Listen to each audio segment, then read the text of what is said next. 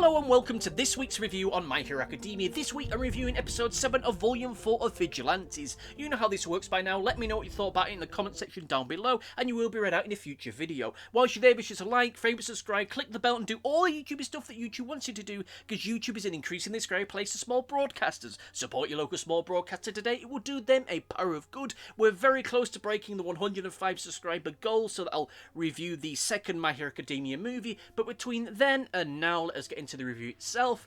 Just a slight side note, I am recording this rather late at night because, I'll be honest, I haven't really got much else better to do, so let us talk about something somewhat enjoyable and fun, which is this review, and kicking off with the positives. Now, I'll just say here and now that I'm not doing a headline positives thing for this particular review, because I feel that in this particular instance, it would kind of render the rest of the review itself moot. But this week, we have the big final confrontation for both Knuckleduster and Bee and PopStep and the Gig. This is the final climactic blow of the fight between Knuckleduster and Bee, and the gig that PopStep is doing reaches its apex for what that is worth. I think it is worth touching upon the stuff with PopStep here and now, because once again, the main focus of the drama, and for most of this particular episode, as has been for the past few episodes or so, is the stuff to do with Knuckleduster and Bee.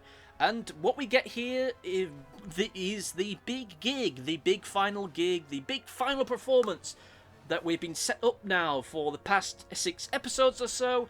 And I have to say that after all this build-up, all this waiting, it was perfectly fine for what it was. It was charming, it was fun, it was everything that it needed to be at bare minimum. I think that, to be honest, it does lose something being that it is a song and dance number in a manga, but hey, I'm sure that if this ever gets an anime, this is a sequence which will really pop with some really great action, some really great moments within it. For what it's worth in the here and now, I think it's a lot of fun for what it is. The artwork is full of character, there is a joyous spirit to it all. I do kind of find the idea of doing this big song and dance number for a supermarket jingle kind of silly, but then I'm reminded of some of the adverts here for similar kind of chains in the UK, and it ends up feeling weirdly apt. Like, over here, there's a local, like, second-hand car dealer who has this big, soft rock ballad that plays over their songs about how great they are as a company, and it makes out they're trying to change the world, but all they're really doing is giving you a great deal on a second-hand motor. Like, I get it. All this stuff, fun for what it is, from a pure entertainment value, it is great. But much like an overproduced, if well-performed advert jingle, this whole series of events kind of feels a little bit too vacuous for me. And I'll discuss that in greater detail when we get into the volume review side of things, because as I touched upon previously, as fun as all this stuff is, it does feel like it's a bit anticlimactic given everything else that's been set up over the past few episodes or so. For all of this to end in just a song and dance number does feel like a disappointment to me. I feel that there has been some missed opportunities. If you've been reading or watching these reviews from me for quite a while now, you'll know exactly what I'm talking about. Hey, we've still got another episode left. Maybe we'll get that. Don't think that we will do, but hey, we'll soon see about that. Again, for what it is worth, this whole song and dance number bit, fun, cute, full of energy, really nice to see, really nice to watch. I think the jingle itself is well written for what it is, bearing in mind that I am reading a translation, and everything feels in place. Everything has a great spirit to it again. It's great for what it is, just could have been a little bit more. As for the stuff with Knuckleduster and Bee, because this is the major stuff, this is the meat and potatoes, this is the main event. Here we are entering into the dying moments of this battle between Bee and Knuckleduster, a fight that has taken up most of the runtime of this volume. I will be honest, I think the artwork of the battle looks great. I don't think that this is the best action sequence that we've ever seen in this particular series. I think that it's perfectly serviceable for what it is.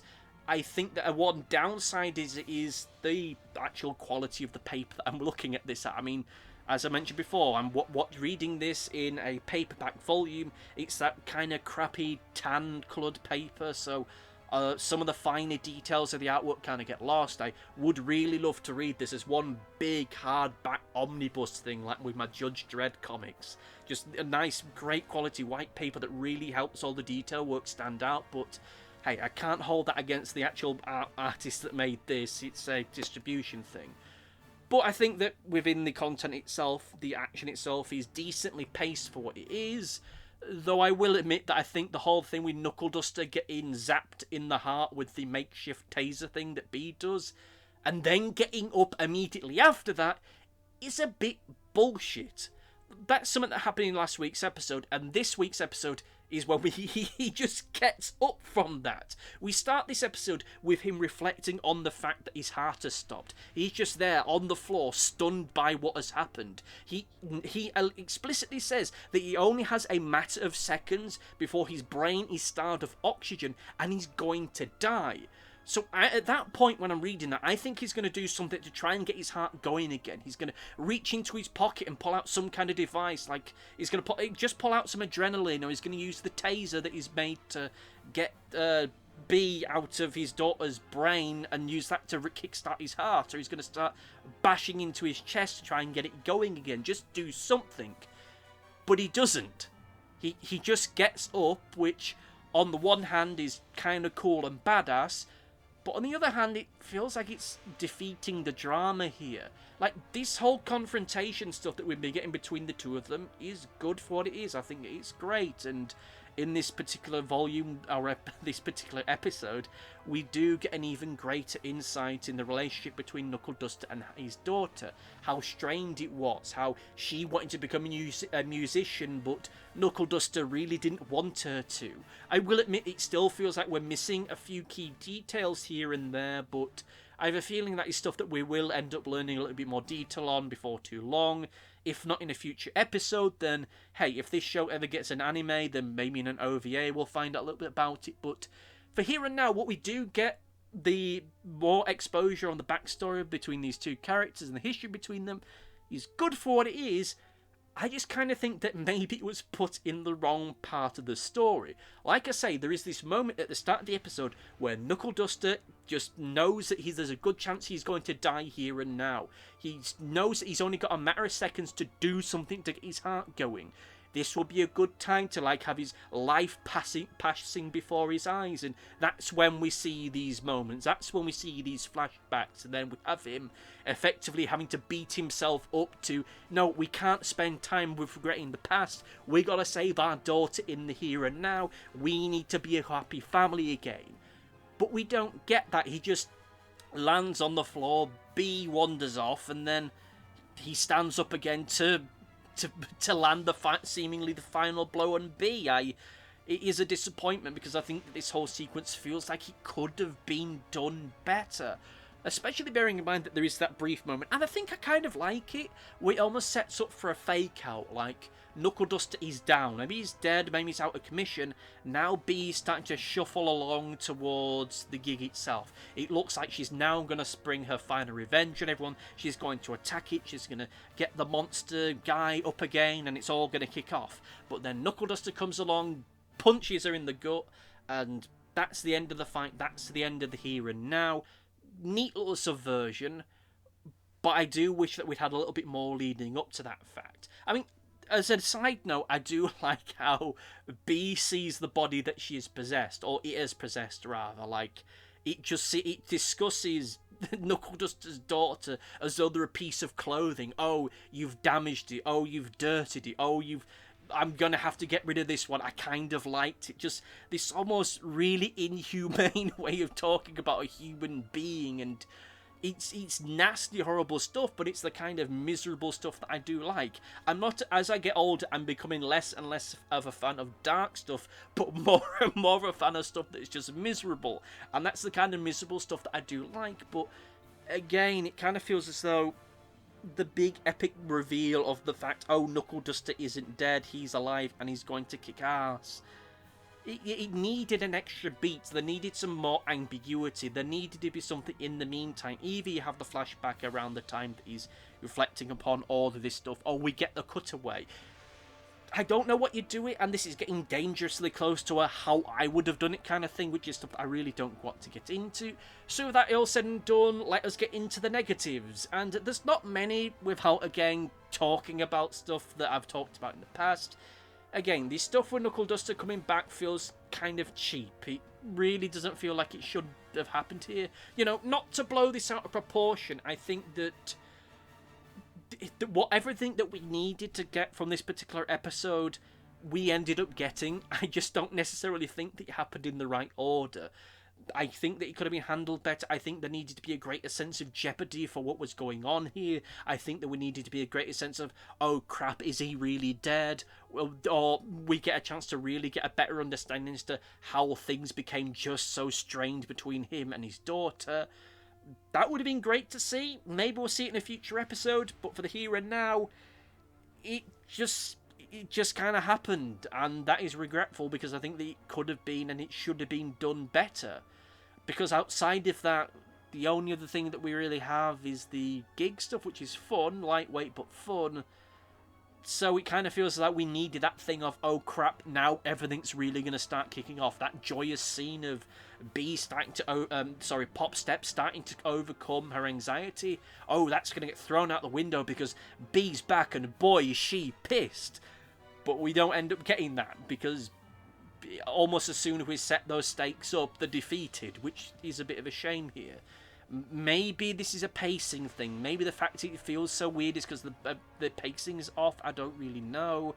It kind of feels like this whole sequence of events has kind of been compacted and compressed for the sake of timing. Like, the writers of this knew that they only had a certain number of episodes per volume, or rather per storyline, and just went, oh crap, how do we resolve all this in the here and now?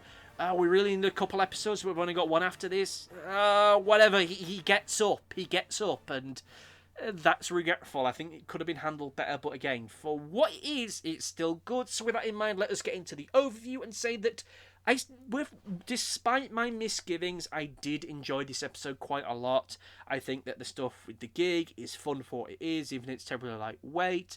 I like the interactions between Knuckleduster and Bee. I think they are good for what they are. I like the greater insight that we're getting between Knuckleduster and Bee, and they getting an insight into the relationship between Knuckleduster and his daughter, and getting an idea of how all that fell apart. I think that stuff is great and fantastic. I wish we saw more of it, but still, I still think it's great for what it is. I just think that all the ingredients I hear to make this episode better, it just needed putting in a slightly different order. They hit all the right notes, just not necessarily in the right order. A shiny sixpence if you get that reference. But anyway, with all that said and done, now it's time for Comment Corner! Now it's time for Comment Corner. We have Big X1 who says, I like this one. The stuff with PopStep felt tacked on, but I like the rest of it. Thank you for your comment, and I have to say that I do slightly disagree with the fact of PopStep stuff feeling tacked on in the previous episode. I will admit, and this is I've said more or less pretty much constantly since, well, for the past couple of weeks or so, that the stuff with PopStep has been lacking. It had felt like they were going to aim into a period where she would be the focus of stuff, or at the very least she'd share the spotlight and we'd get a nice little character building moment with her, and it's kind of fallen by the wayside. But I wouldn't necessarily say that it feels tacked on. I just don't think it's been balanced all that well. Like, it's kind of hard to balance a father with his estranged daughter trying to save them from a mind-controlling parasite, and just some teenager whose pop gig has been delayed because the power's gone out. Like, those two things don't quite match each other in terms of dramatic effect. And, you know, we've got one episode left, I think, of this volume proper. Maybe we'll get more of an insight into that. Maybe we'll see PopStep doing something big and spectacular and great. If not, then it'll just have to come at a later date, because next week we will, by the looks of things, be wrapping up all the stuff with Knuckleduster and Bee! The big final blow, it seems to be, has been laid upon her. We'll see what happens with that next week, or in a couple of days' time, or whatever it is, depending on when you're listening to this. In the meantime, be sure to like, favourite, subscribe, do all the YouTube stuff that YouTube wants you to, etc, etc, and see you next time. Goodbye! Thanks for watching. Be sure to like, favourite, subscribe, click the bell, and do all the YouTubey stuff that YouTube wants you to do. Go on, it'll do me a power of good. Until next time, my friends, goodbye!